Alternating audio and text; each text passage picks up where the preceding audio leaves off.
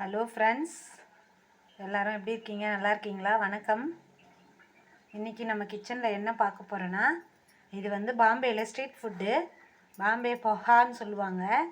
இங்கிலீஷில் கொஞ்சம் வித்தியாசமாக வரும் பேர். இது வந்து போஹான்னு போட்டிருக்கு அந்த புக்கில். நான் இதை அடிக்கடிக்கு செய்வேன். அவல் இருந்தால் இந்த மாதிரி ஒரு டிஷ் ஈவினிங் ஸ்நாக்ஸ் பண்ணி கொடுத்து பாருங்கள். சூப்பராக இருக்கும் இந்த டிஷ்ஷு. அவல் வந்து ஒரு கப்பு சிகப்பரிசி அவல் எடுத்துருக்குறேன். தேவையான பொருட்கள் பாருங்கள். அவல் ஒரு கப்பு, தேவைக்கேற்ப சர்க்கரை எடுத்துக்கிறோம். இது வந்து கொத்தமல்லி கீரை வந்து கொஞ்சம் நிறைய போட்டோம்னா வயிற்று புண்ணு ரணத்துக்கெலாம் ஆற்றுன்றதுனால நான் கொஞ்சம் நிறையவே வச்சுருக்கேன். உருளைக்கிழங்கு தோல் சீவி, மாங்காய் வந்து அது மேலே தூவறதுக்காக சீவி வச்சுக்கணும் நம்ம. இது வந்து பச்சை பட்டாணி உரித்து வேக வைக்கிறதுக்கு, ஒரு ஆனியன், ஒரு பச்சை மிளகாய், கொஞ்சமாக மிளகு சீரகம், உப்பு, எண்ணெய், கடுகு தாளிக்கிறதுக்கு, பெருங்காயப்பொடி கொஞ்சம். இவ்வளோ தான் தேவையான இன்க்ரீடியன்ஸ். எல்லாமே வீட்டில் இருக்கிற பொருட்கள் தான். இதை வச்சு சுவையான பாம்பே டிஷ் ஒன்று உங்களுக்காக செய்ய போகிறேன். ஸ்ட்ரீட் ஃபுட்டு இது. பீச்செலாம் போனாங்கன்னா அங்கே இது ரொம்பவே ஃபேமஸ் இந்த ஃபுட்டு. நம்ம வீட்டில் அவல் வச்சு எப்படி பண்ணுறது அப்படின்ட்டு நம்ம பார்க்கலாம். இப்போது வாங்க. ஃபஸ்ட்டில் அவலை தண்ணியில் கொட்டி நம்ம கழுவி சுத்தம் பண்ணிக்கணும். இப்போ வந்து தண்ணியில் போட்டு நான் வாஷ் பண்ண போகிறேன். தண்ணியில் அவல் போட்டு தண்ணி ஊற்றி நம்ம இதை வாஷ் பண்ணிக்கணும்.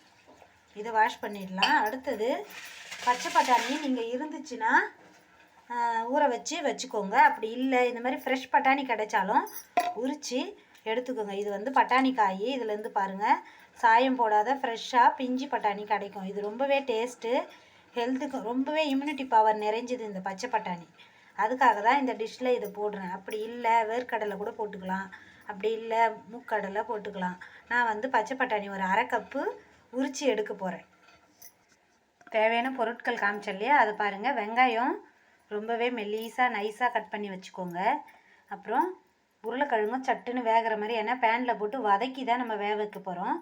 அதனால அதுக்கேற்ற மாதிரி ரொம்பவே நைஸாக கட் பண்ணியிருக்கேன். நான் ஸ்லைஸில் சீவி வச்சுருக்கேன். மாங்காய் வந்து மேலே தூவறதுக்கு தான், அதனால் எப்படி துருவியிருக்கேன் பாருங்கள்.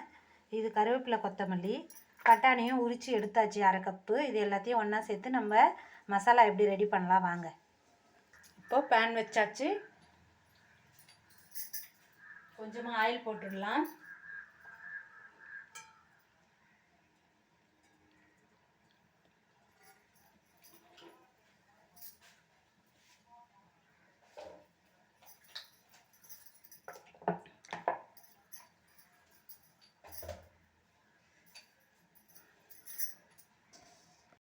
இப்போ பேன் சூடேறி எண்ணெய் போட்டாச்சு. கடுகு போட்டுடலாம்.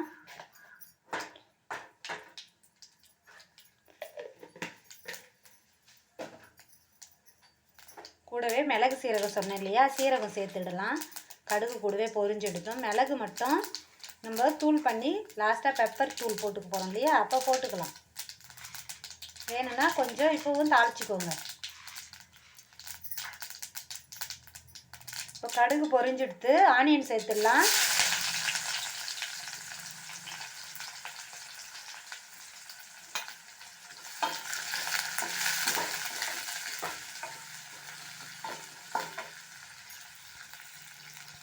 இப்போது ஆனியன் கூடவே உருளைக்கிழங்கை போட்டுடலாம், பச்சை மிளகாயை போட்டுடலாம், இந்த பச்சை பட்டாணியும் போட்டுடலாம். எல்லாத்தையும் ஒன்றா சேர்த்து நல்லாவே வதக்கி விட்டுக்கணும்.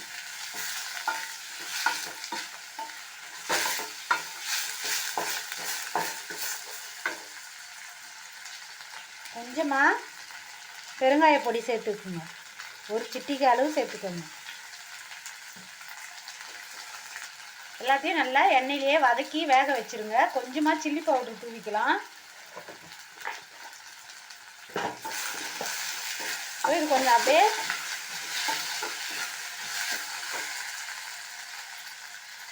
கொத்தமல்லி இலை இப்போ கொஞ்சம் போட்டுக்கலாம், அப்புறம் கொஞ்சம் தூவிக்கிறதுக்கு வச்சுருக்கேன். இதை மூடி போட்டு ஒரு 5 மினிட்ஸ் நல்லா மேஷாக வேகிற அளவுக்கு மூடிடணும். உப்பு போட்டு சேர்த்துக்கணும். கொஞ்சம் தேவைக்கேற்ப உப்பு சேர்த்துட்டு இந்த ஆயில்லையே அப்படியே ஸ்டீம் ஆகிற அளவுக்கு வேகணும். அதுக்காக மூடி வச்சிடலாம். மூடி போட்டு இப்போ மூடி போட்டு கொஞ்சம் நல்லா வேகட்டும். ஒரு 5 நிமிஷம் அப்படியே ஸ்டீம் ஸ்லோவாக வச்சுட்டு வேகிற வரைக்கும் வெயிட் பண்ணுங்கள். இப்போது உப்பு மஞ்சள் பொடிலாம் சேர்த்தாச்சு இல்லையா, அப்படியே நல்லா கொஞ்சம் ஸ்டீம் ஆகட்டும். தண்ணி சேர்க்காம வேக வைக்கணும். நம்ம இதில் தக்காளி சேர்க்கலை, அதனால் மாங்காய் பொடி தூவ போகிறேன் இல்லையா, ட்ரை பவுட்ரு கூட விற்கிது மாங்காய் பொடி, அது கூட வாங்கி வச்சுக்கோங்க வேணும்னா. இது எல்லாமே வந்து கொஞ்சம் நம்ம இயற்கை சர்க்கரை எப்படி சேர்க்குறோமோ அது மாதிரி செயற்கை சர்க்கரையும் இருக்குது, அது கூட நீங்கள் போட்டுக்கலாம் வேணும்னா. ஈவினிங்கில் ஸ்நாக்ஸு இந்த கார்போஹைட்ரேட் கலோரிகள்லாம் நிறைஞ்சது இந்த அவல், அதுலேயே சிவப்பு அவல் வந்து ரொம்பவே ஹெல்த்தியானது. அதுக்காக தான் இந்த டிஷ் பண்ணி காமிக்கிறேன். ஈவினிங்கில் குழந்தைங்களோ பெரியவங்களோ எல்லாருமே இப்போ ஸ்நாக்ஸு சாப்பிட்றோம், அவங்களுக்கெல்லாம் ஏற்ற உணவு இது. அதுக்காக தான் இப்போ எல்லாமே ஒன்றா சேர்த்து கலர வேண்டியது தான். இப்போ அவலை வந்து வாஷ் பண்ணதை இதெல்லாம் கலந்துடலாம்.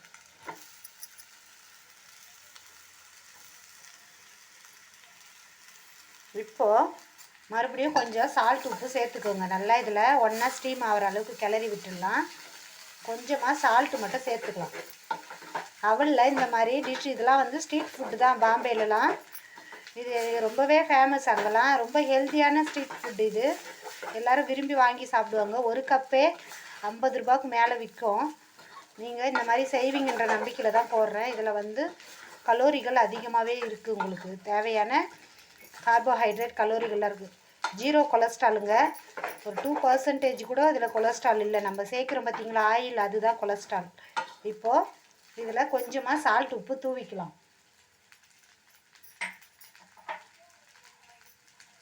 கொஞ்சமாக சால்ட் உப்பு.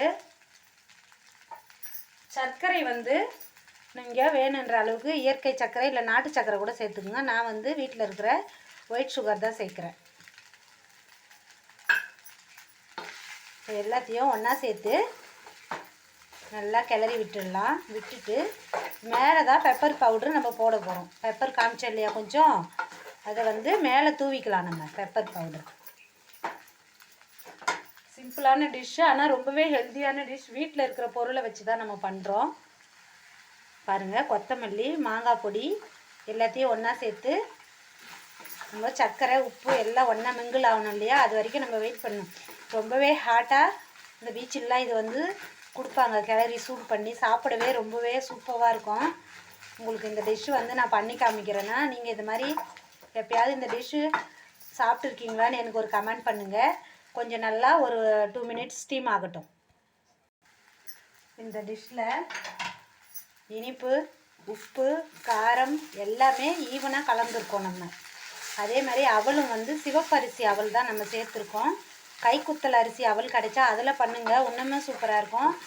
க்ரீன் பீஸ் சேர்த்துருக்கோம், பட்டாணி, எல்லாமே ஹெல்த்தியான பொருள் தான். இப்போது பரிமாற இது தயாராகிடுச்சு. இது வந்து ஒரு 4 பேருக்கு நம்ம பரிமாறலாம். நான் 1 கப்பு அவல் தான் எடுத்து பண்ணேன். நீங்கள் நிறைய ஆள் அதிகமாக இருந்தால் அதுக்கேற்ற மாதிரி ஆளுங்களுக்கு பண்ணிக்கோங்க. செம்ம டேஸ்ட்டு, செம்ம சூப்பராக இருக்கும். ஓகே, இப்போ சர்வ் பண்ண ரெடி ஆகிடுச்சு. சிம்லேயே வச்சு பண்ணுங்கள். இப்போது ஸ்டவ் ஆஃப் பண்ணிவிட்டேன். பரிமாறுற டைம் வாங்க. இப்போ இந்த பாம்பே இந்த ஹலோ ஃப்ரெண்ட்ஸ், பேசும்போது பேர் மறந்துட்டேன், சாரி. நாங்கள் இது ஏதோ ஹவல் ஸ்நாக்ஸ்ன்னு தான் பண்ணுவோம். இதுக்கு ஒரு பேர் இருக்குன்றதுனால தான் இந்த டிஷ் பண்ணும்போது நான் சொன்னேன். பாம்பே போஹான்னு பேர் இதுக்கு. இதுக்கு வந்து மேலே பெப்பர் தூவிக்கோங்க. பாருங்கள், பெப்பர் தூவிட்டு நீங்கள் கூடவே கொஞ்சம் கொத்தமல்லி, மாங்காய் துருவல் எல்லாமே சேர்த்து நீங்கள் சர்வ் பண்ணலாம். இது கூட கேரட் துருவல் வேணுன்னா சேர்த்துக்குங்க. புளிப்புக்கு தான் நம்ம என்ன சேர்த்தோம், நம்ம வந்து டொமேட்டோ சேர்க்கலை, அதுக்கு பதில் தான் இந்த மாங்காய் துருவல் சேர்த்துருக்கோம்.